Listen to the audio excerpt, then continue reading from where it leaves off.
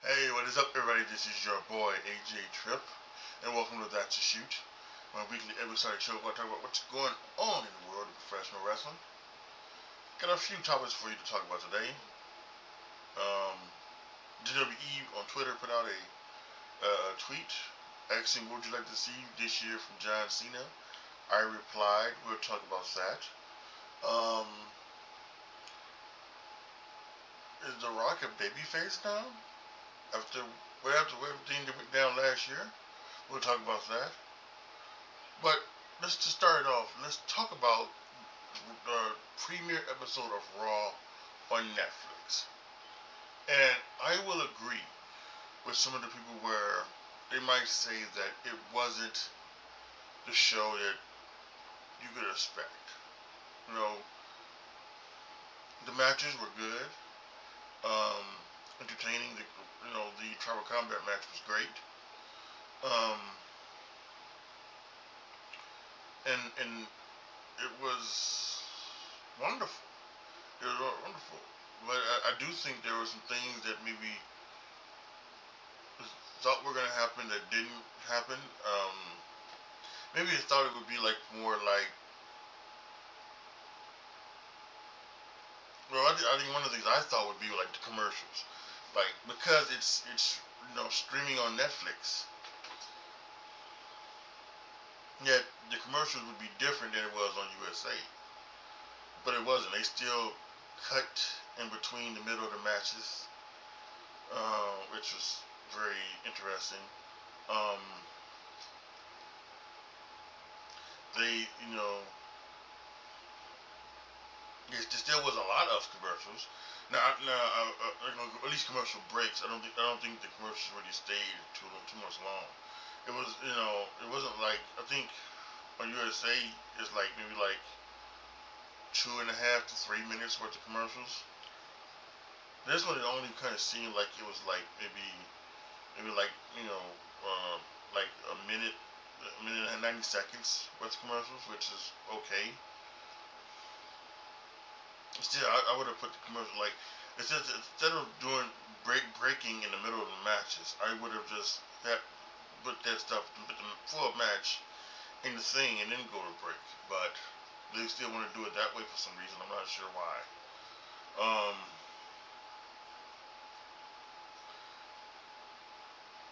it started to be overall more excitement. I mean, we had some celebrities. We had Travis Scott um, coming out and smoking a joint with Jey Uso.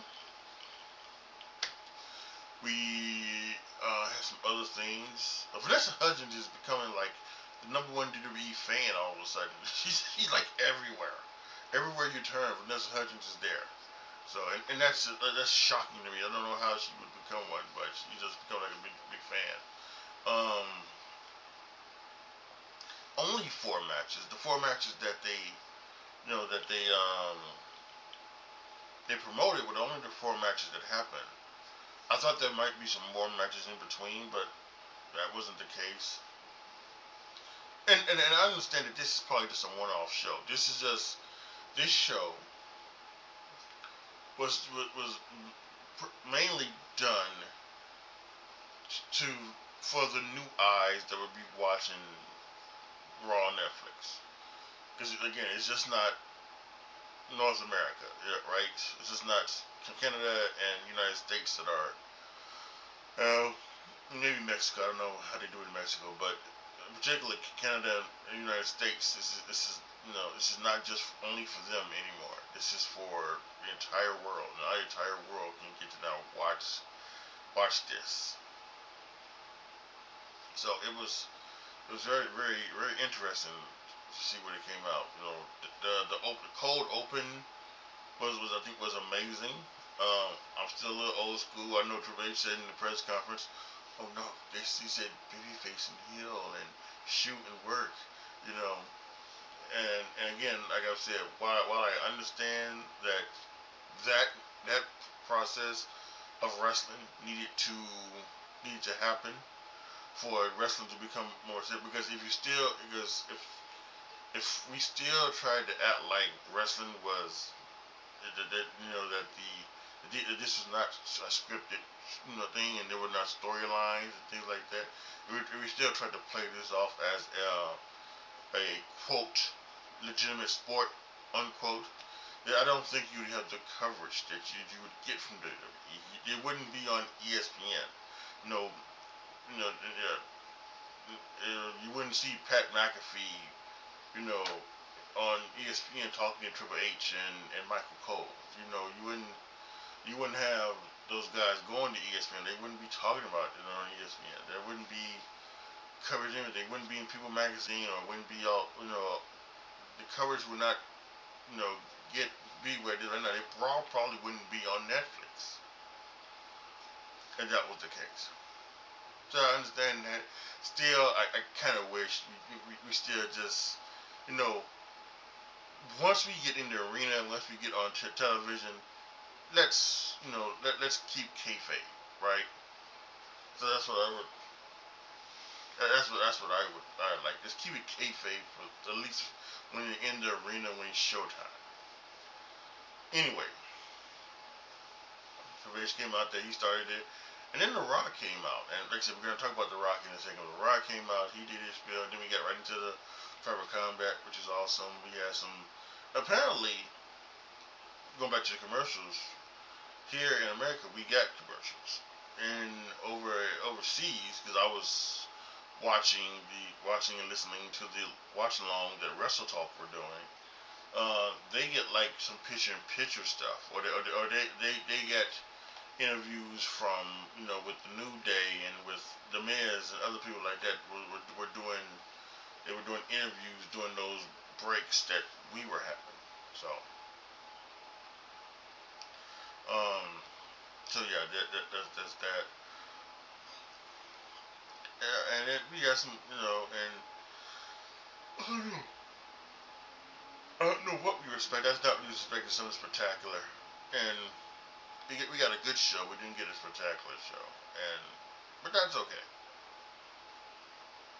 I think this coming Monday is going to be back to normal, but we'll get some more, wrestling, some more storyline things and things like that. So I think that's totally fine. So, but nothing changed really, except to where you get now. Where do you get Raw now, right? Nothing changed about really Raw, other than now where you have to go in and get it, and you have to go in and get it on Netflix. It's not on your cable station, so that's the only thing. But we'll see as time goes on if there are things that do change. Because I will say, I mentioned it earlier, I do think they should do something with the commercial breaks where there's no reason to break in the middle of a match. In particular, doesn't need it. Now, if you got a match that's going, 20 some odd minutes or something like that, then I think that's fine. And if you don't, then there's no reason to. Yeah, a 12-minute match, a 15-minute match, you should be able to just put that full 15-minute match, into the thing without having the commercial breaks. But we'll have to wait and see. We'll see how the rest of the time goes. But yeah, it was basically the same, but right now on Netflix, and we'll see what's next for the WWE coming up. So, and now to The Rock. So I mentioned The Rock, and The Rock came out. And it's the final boss music and everything like that. But it wasn't really the final boss. This was not the final boss. This was not even The Rock. This was Dwayne Johnson, as someone admitted. And this was a guy who come out just to welcome everybody to Netflix, to talk to the people, to everything like this. He gave Cody credit for having the WWE come in here. Then after he talked, he went over and he shook Cody's hand and everything. And it was a very strange thing that everybody looked like what is this? So And a lot of people are wondering, like, what is this about now? He was also on NXT the night after on Tuesday, and he made mention of, he talked about the people who's like, yeah, you can't say that about Cody, and then then he says nice things about Cody, but you can't say nice things about Cody, and he asked the people to just sit back and relax and roll and let The Rock take you on the ride. So we'll see what's happening with The Rock and see what he's going to do. After the Tribal Combat match, going back to Raw on Netflix, he came out. He took the lei from Paul Heyman and he put it on Roman Reigns. After Roman Reigns won the Tribal Combat match, he put the Ula Fala on him, and he stood back into the corner. Now, there was a lot of people that was waiting for like a rock bottom or waiting for something to, the turn. It didn't happen. Roman Reigns said after the during the press conference, which by the way, having a press conference for Monday Night Raw was insane, but okay, I guess I understand it. It's the Netflix show. But he said in the press conference that it was going to be that the Rock and Roman is still there, and you guys, you guys won't let it go. So it's probably going to happen at some point. Basically, that's what he said. I'm paraphrasing, but I think for after what went down last year with the Rock, and the stuff that he had was just, and it was amazing stuff. As much as I would have loved to have seen Rock versus Roman, what we got was even better, and it was probably the best way to go. They pivoted into one of the best things I've ever seen. The final boss, the Rock character, was amazing. The story of Cody and trying to take down the bloodline was amazing with Cody and Seth. And all of those things was just, and then what we got with the two main events, again, 2 5-star matches, classes that, put up there into the top, the greatest WrestleMania matches of all time. I've done a top 10 WrestleMania matches list before, and the last 4 main events in WrestleMania, 2 and 39 and 2 and 40. Have to be on that list now. They were just incredible. And when you talk about just amazing moments, and then the stuff that happened afterwards on the Raw, where he talked to the Rock, and he talked to the Rock, and he gave him that thing in his hand and said, "You know what that means? You broke my heart. Don't break my heart again."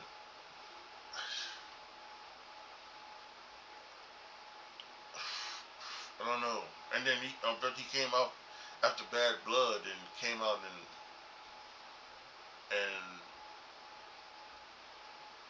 did what he did. And I still don't get it because it was like he said he did 1, 2, 3, and then did it like that.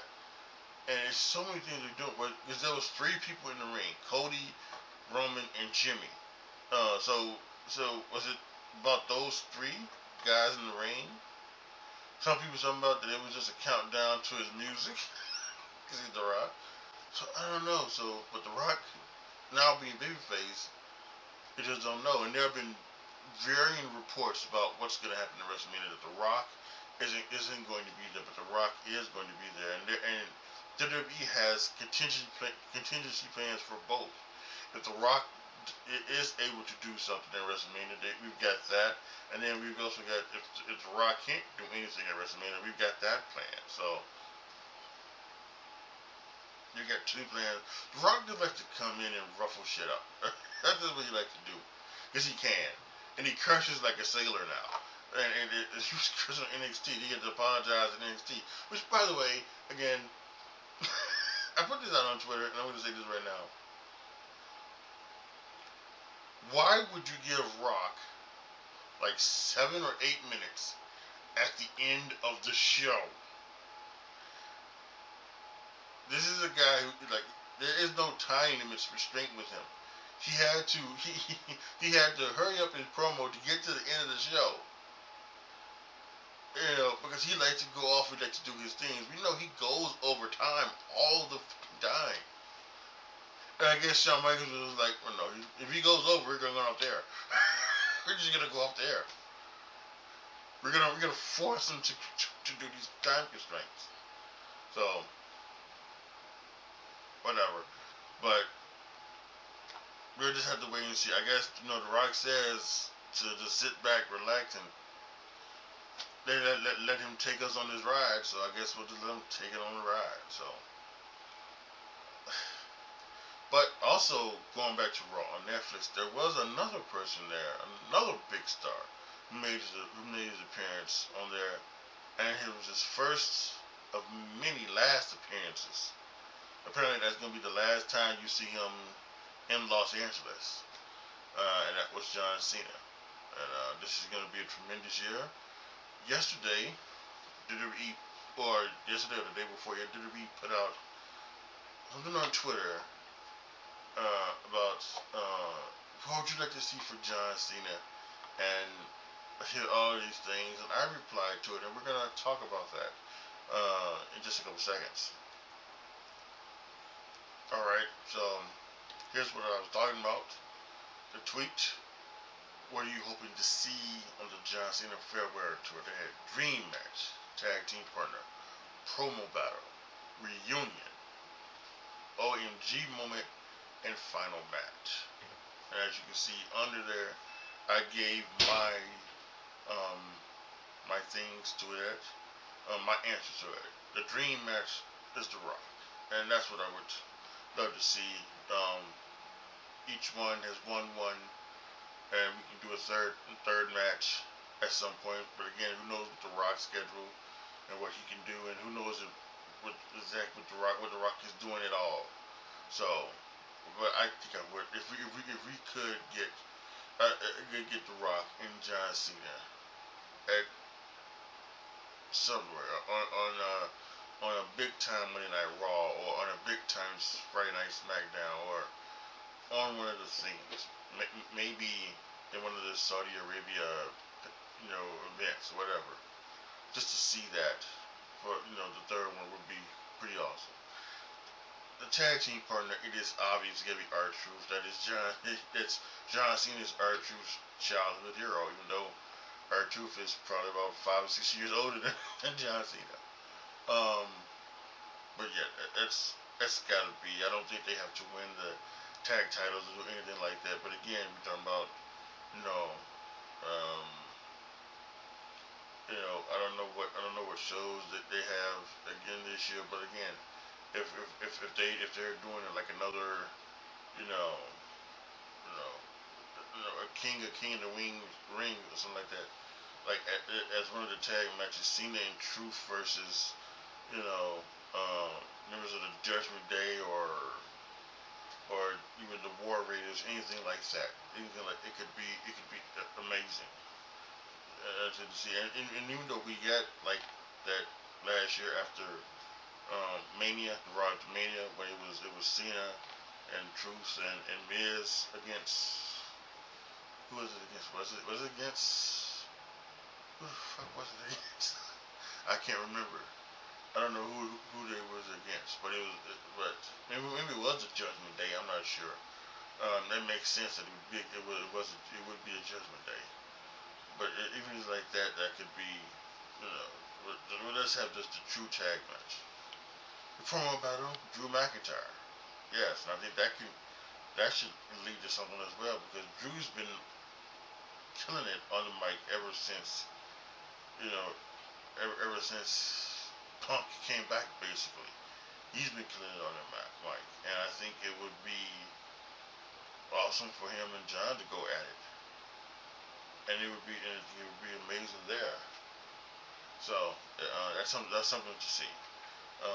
A reunion CM Punk. I don't think we need a match. I don't know if we need a tag match.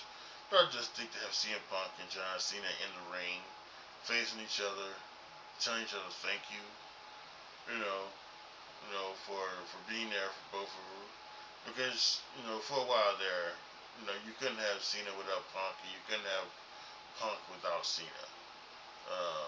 For a good portion of maybe 2 years there, especially during Punk's 414-day reign as champion. It was amazing. So, yeah, I think that's something you love to see. The old MGM moment is winning the 17th world title. I've got a feeling that that is going to happen. I don't know when. I don't. Personally, if I had to book it, it would be towards the end. Towards the end of his farewell tour. Um, I think it would be towards the end of his farewell tour, and I think that, and it's going to contradict with my final match, which you don't see on there, on the screenshot.